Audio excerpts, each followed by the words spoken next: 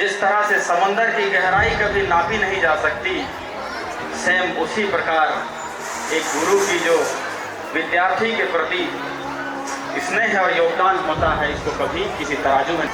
तो मैं आपको बताना चाहता हूं कि ये सब का रीजन है कि विद्या, सिर्फ विद्या ही एक ऐसा स्वरूप है, ऐसा रास्ता है जो एक व्यक्ति को सेना से लेकर इस राष्ट्र का भ्रमण कराते हुए आज एक विधायक के रूप में भी मनोनीत कर सकता है। तो सिर्फ और सिर्फ विद्या ही है। इसलिए ज्यादातर मैं यहाँ सामने बैठे हुए हमारे विद्यार्थीगण हैं, उसे भी मैं कहूँगा कि आप पहले सपना देखिए।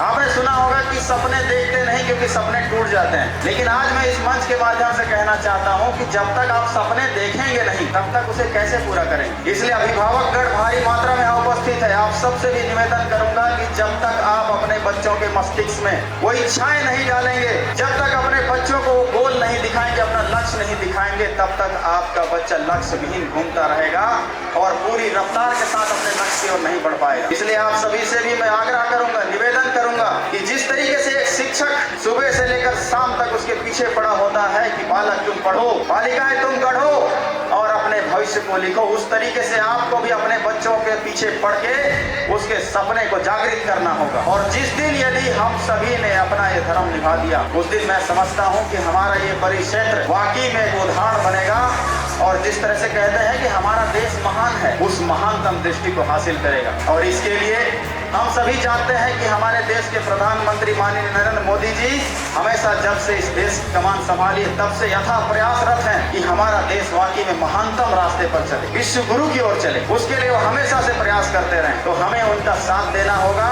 और कहते हैं कि शिक्षा महत्वपूर्ण चीज है, लेकिन यदि महत्वपूर्ण चीज है तो इसके जिम्मेदार केवल दो व्यक्ति क्यों? एक तो माता पिता रोज कहते हैं बच्चों को कि तुम पढ़ो पढ़ो विद्यालय जाओ, और दूसरा गुरुजन कहते हैं रोज विद्यालय में कि होमवर्क करो, पढ़ो पढ़ो, लेकिन तीसरा आजकल कोई नजर नहीं आता है। लेकिन आप सभी को हम यकीन दिलाना चाहते हैं कि आज पत्थलगांव परिक्षेत्र में भी हमारी दीदी गोमती साई जी जीत कर आई हैं। आप सभी ने उन्हें भारी मतों से विजय बनाया है, तो आज तीसरी कड़ी के रूप में वो भी यहाँ रहेंगी और हम भी अपने परिक्षेत्र को तीसरे स्तंभ के रूप में खड़ा करेंगे, ताकि आप सभी निश्चित हो सकें कि माता पिता और गुरुजन के बीच में कोई देखने के लिए आया है और वाकई में शिक्षा का स्तर सुधार होगा। और अभी मैं शुरू से देख रहा हूँ संस्कार, जब से मैं इस विद्यालय परिंगण में आया, और केवल यही नहीं, मैं जहाँ जहाँ भी सरस्वती शिशु मंदिर के प्रांगण में गया, मुझे एक अलग संस्कार नजर आता है। भारतीय संस्कृति दिखाई देती है, भारत का संस्कार दिखाई देता है। ये दिल को बड़ी सुकून देता है कि आज स्कूल प्रांगण में भी किसी किसी क्षेत्र में एक संस्कार बचा हुआ है। इस संस्कार को केवल विद्यालय तक हमें रहने देने की जरूरत नहीं है,